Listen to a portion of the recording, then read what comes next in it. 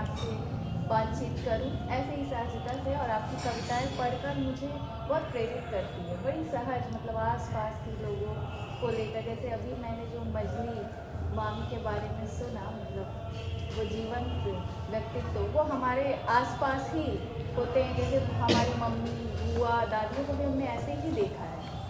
तो सर, बहुत लंबा ना करते हुए मैं सीधे सीधे सवाल पर ही आती हूँ कि आपकी काव्य यात्रा की शुरुआत कैसे हुई?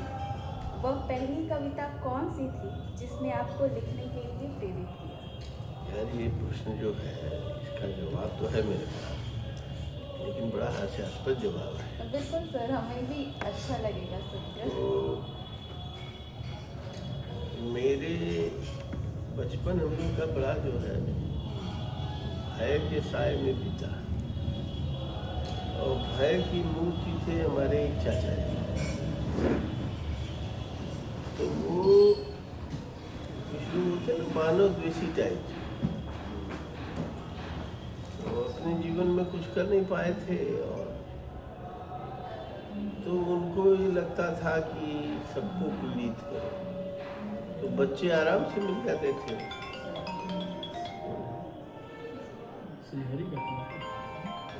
एक मिनट, ये फोन तो उठाना पड़ेगा। क्या हो?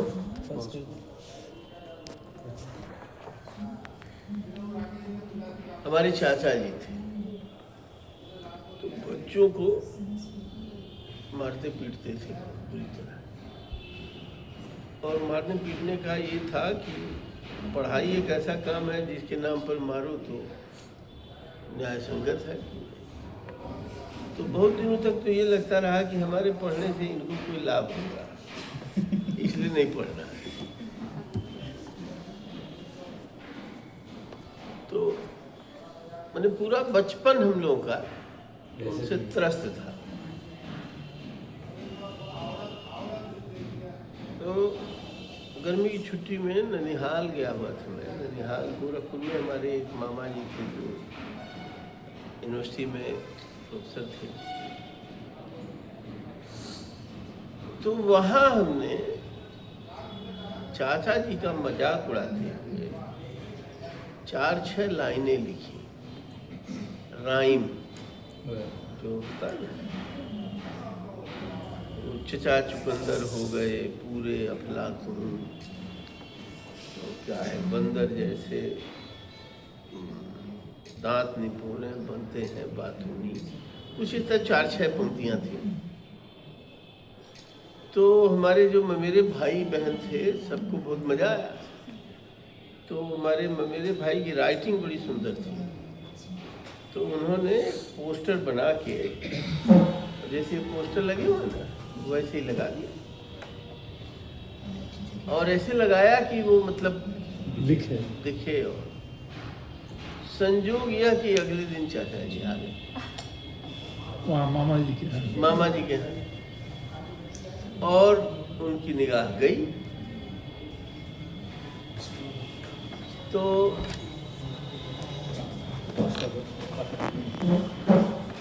धीरे से, तो उनकी निगाह पड़ी, उन्होंने पढ़ा। तो सबके सामने तो नहीं कुछ कर सकते थे,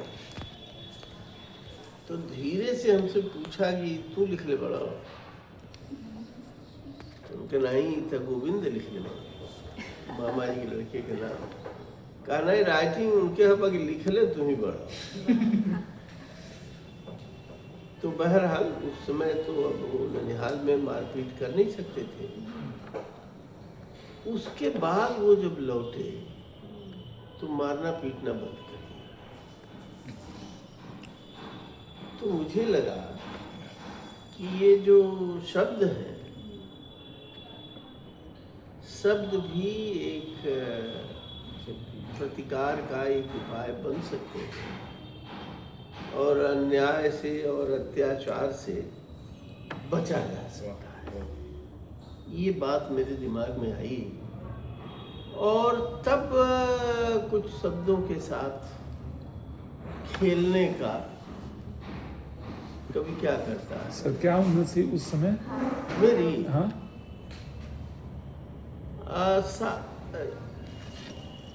9 में पढ़ रहा था मैं, 13-14 साल के।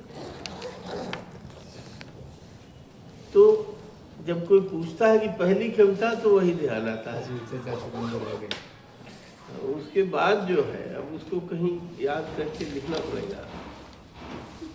लेकिन खास बात ये समझ में आई मेरे कि शब्दों से अगर आप चाहें तो अपने ऊपर हो रहे अन्याय और अत्याचार का प्रतिकार कर सकते हैं। एक क्रांतिकारी विचार थे सर। अब उस समय तो नहीं समझ में आया कि क्रांतिकारी विचार है, लेकिन ये हुआ। तो फिर कुछ फुटकर कविताएं लिखी होंगी, बीच में गजलें लिखी, फिर छोड़ दिया। लगा कि गजल का रास्ता जो है, जिस पर गालिब व मीर चल चुके हैं, वो बड़ा कठिन है। तो फिर इसी तरह जब आप कविता लिखते हैं तो पहले शब्द आते हैं या कोई विचार या छवि, या लिखते समय आपको कौन सी बातें ज़्यादा प्रेरित करती हैं? लीजिए।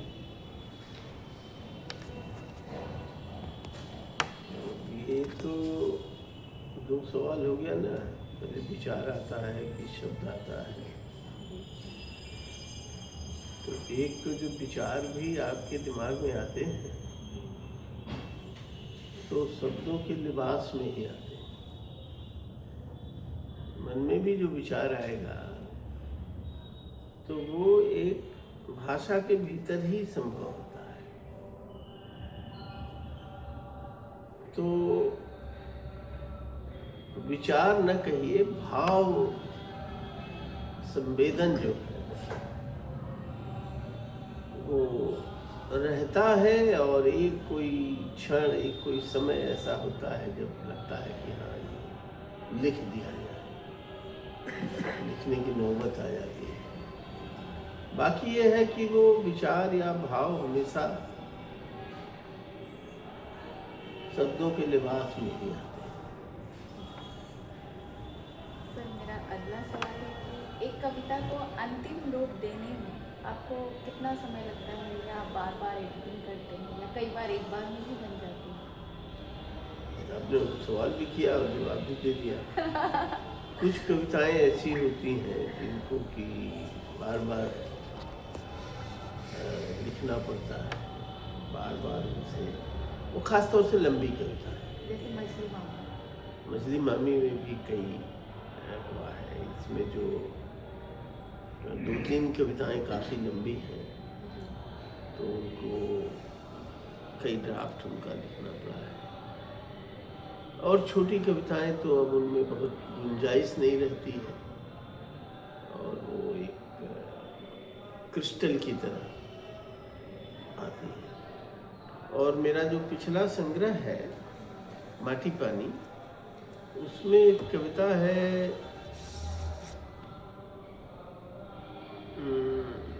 कविताएं आसमान से उतर रही है ना। तो उसमें कुछ जो आपने सवाल किया है उसका जवाब उसमें है। कविताएं आसमान से उतर रही हैं। सर, आज के दौर में कविता की प्रासंगिकता क्या है, इस बारे में अभी मैंने कविता पढ़ी, कवियों की जिम्मेदारी है।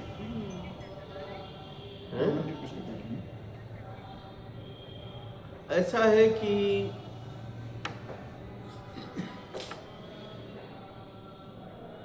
कई बार लगता है कि कविताएं जो हैं कुछ कर नहीं पा रही हैं। बहुत सारी कविताएं लिखी जा रही हैं। अभी भी इस समय में आप देखिए तो 150 करोड़ की आबादी हमारे देश की है।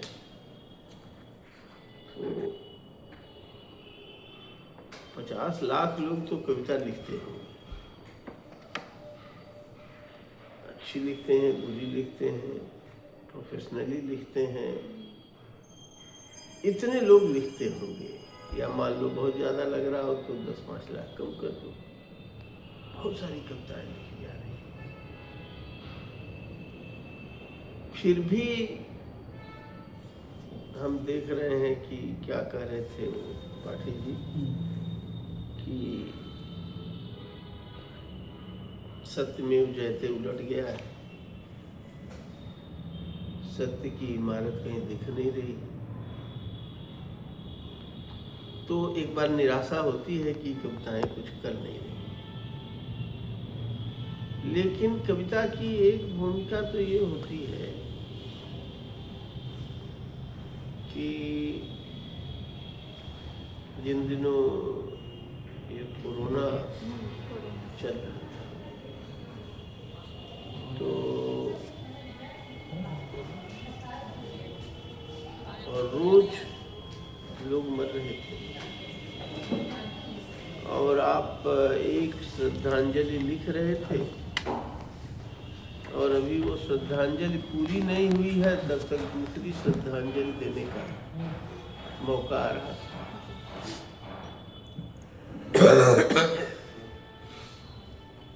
कविता की शुरुआत जो हुई ना भारत में, कहते हैं कि वाल्मीकि ने देखा कि क्रोंच पक्षी को एक बहेलिये ने उसके जोड़े को मार दिया। तो क्या हुआ? श्लोक तो लिखा वाल्मीकि ने, लेकिन जो क्रोंच पक्षी था वो मर गया, जीवित नहीं हुआ वो।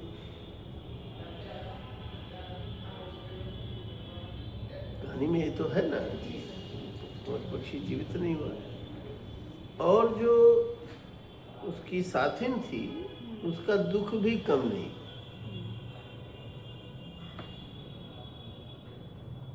दुख अपनी जगह बना हुआ था। तो फिर वाल्मीकि के वो कविता लिखने से क्या हुआ? यह हुआ कि वह बात अक्षरों में दर्ज हो गई और अक्षर जो होते हैं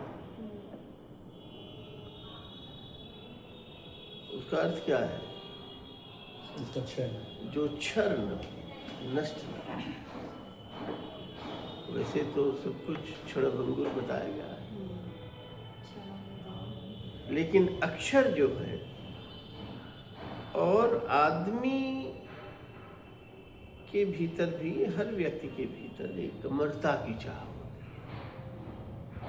तो और किसी उपाय से नहीं मिलती। बड़ी बड़ी मूर्तियां बनवा लो, हम लोगों के सामने कितने बड़े बड़े तानाशाहों की मूर्तियां ध्वस्त हुई, इराक से लेके रूस तक में देख लो। और हमारे देश में भी मूर्तियों पर आघात होता रहता है, मूर्तियां लगती भी हैं। लेकिन अक्षरों में जो क्रोंच पक्षी का दुख दर्ज हुआ, वो 3000 साल से 4000 साल से उस दुख को हम, तो कविता की एक बड़ी महत्तर भूमिका है। दुख ही नहीं, आनंद भी। जो ये जो ऋग्वेद वगैरह लिखे गए, जो वैदिक प्रार्थनाएं, वो भी कविताएं। तो उषा हो रही, सूर्य निकलने वाला है, उषा की अभ्यर्थना में जो कविताएं लिखी गई, तो प्रकृति में एक सौंदर्य देख करके एक आनंद का अनुभव किया। तो ये जो मानवीय संवेदनाएं हैं वो घनीभूत रूप में कविता में दर्ज हो जाती हैं, और जब दर्ज हो जाती हैं तो मतलब एक तरह से अक्षरों के अभिलेखागार में वो दुख, वो तकलीफ, वो आनंद, वो उल्लास दर्ज रहता है। और उसके साथ हमारी मनुष्यता की जो जय यात्रा है वो चलती है। एक बात। दूसरी बात यह है, मैं ये कहता हूँ, कोई असहमत भी हो सकता है, इतिहास जो लिखा जाता है वो राजाओं का लिखा जाता है। जीत जो गया उसका इतिहास लिखा जाता है। इसीलिए जो जब जीतता है अपना इतिहास लिखना शुरू कर देता है। इससे मतलब नहीं रहता कि वो सही है कि गलत है ना। महाभारत में अगर मान लो कि पांडव हार गए होते, कौरव जीते होते, तो इतिहास दूसरा होता। तो इतिहास जो है वो विजय का इतिहास है। कविताएं कई बार पराजित जो है, जो हार गया है जीवन भर, उसके पीठ पर हाथ रखती हुई जाती है, उसको ढाढ़स बताती है, उसको जीने का संबंध देती है। ये मैं सोचता हूँ, इससे किसी को असहमत होने का पूरा हक है। सर, जो दरबारी काव्य लिखे हैं, दरबारी काव्य का भी अपना एक, भाई देखो क्या है कि हमारे देश में एक परंपराएं भी रही है। कल हमको बोलना है भारतीय ज्ञान परंपरा पर। हाँ, तो ये जो मैंने शुरू में कहा कि हम शिक्षा में ये काम कर रहे हैं आजकल, कि शिक्षा के ऊपर रोजगार का जो बोझा लाद दिया गया है। ये रोजगार देना हमारी अर्थव्यवस्था का काम है। ऐसी अर्थव्यवस्था हो जिसमें लोगों को रोजगार मिले, लेकिन शिक्षा के ऊपर जब ये लाद दिया तो न हम शिक्षा दे रहे हैं न रोजगार दे रहे हैं। लेकिन एक कंसेप्ट पुराने जमाने से है, अर्थकरी विद्या, ठीक है।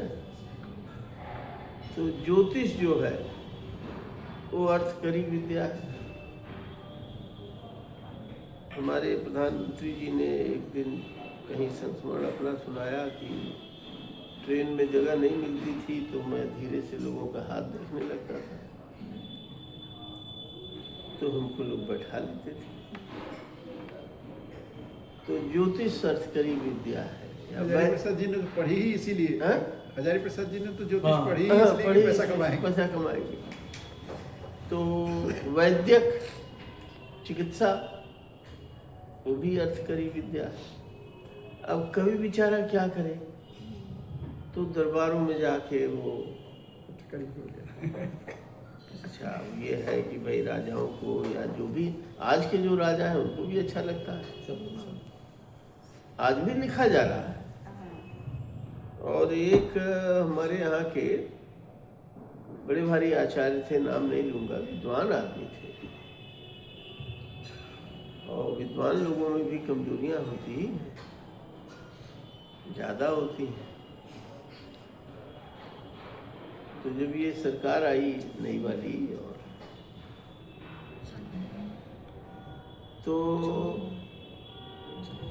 एक वो है इंदिरा गांधी राष्ट्रीय कला केंद्र के अध्यक्ष हुए राम बहादुर राय, वो आए हुए थे।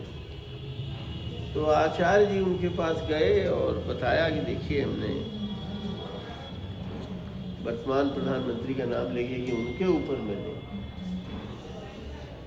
एक काव्य लिखा। तो उन्होंने बहुत तरजीह नहीं दी, दोबारा जाके गए, फिर तिबारा गए। तो तीसरी बार गए तो उन्होंने कहा कि देखिए आचार्य जी, मैं जानता हूँ आपने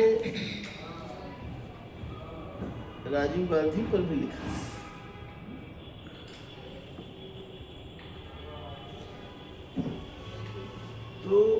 अब कुछ होता है ना, लाभ लो, आजीविका, तो वो कविता का धर्म नहीं है भाई। कविता का एक तरह से दुरुपयोग है।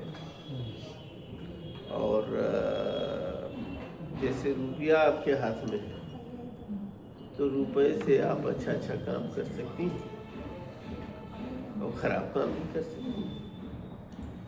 तो वो कविता का स्वाभाविक धर्म नहीं है ना। लेकिन मनुष्य के हाथ में जो भी चीज आती है उसका वो दुरुपयोग भी करता है। सर समय बहुत कम है, तो इसलिए मैं आखिरी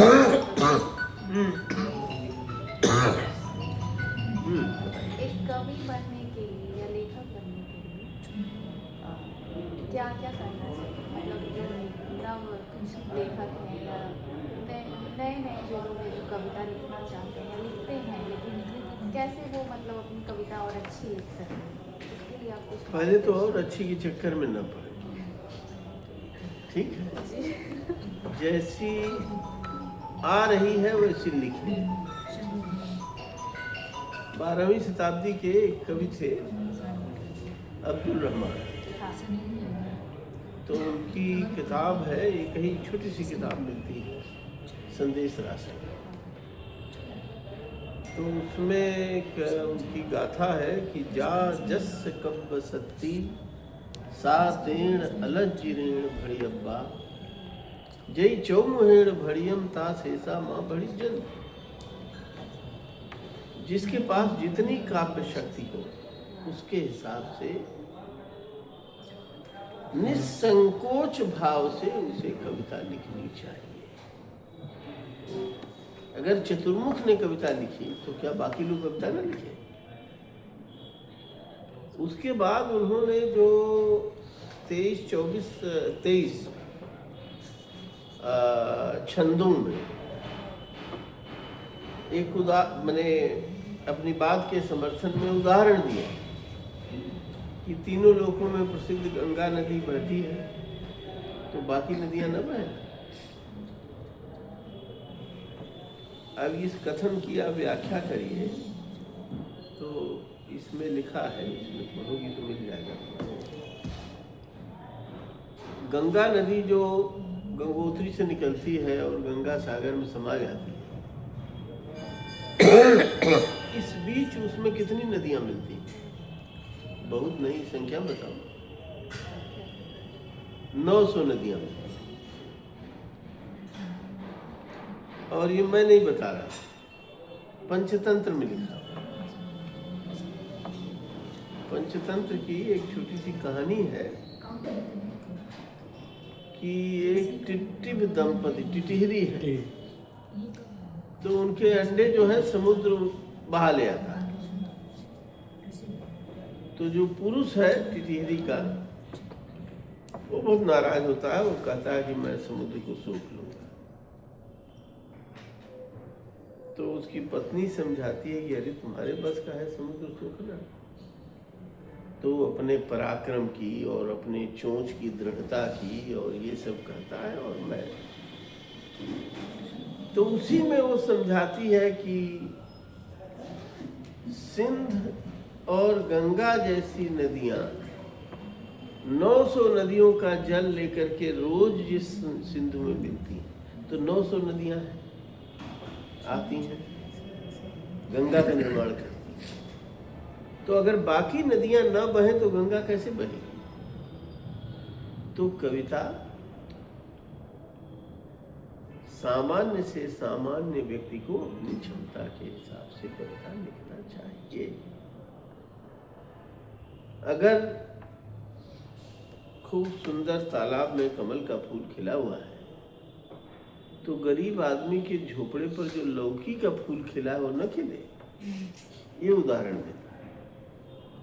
बहुत सुंदर स्त्रियां और कोमल करों से बहुत सुंदर वीणा बजाती हैं, तो गांव की औरतें जो ढोलक पर बजा के और गाती हैं, नाचती हैं, न नाचे।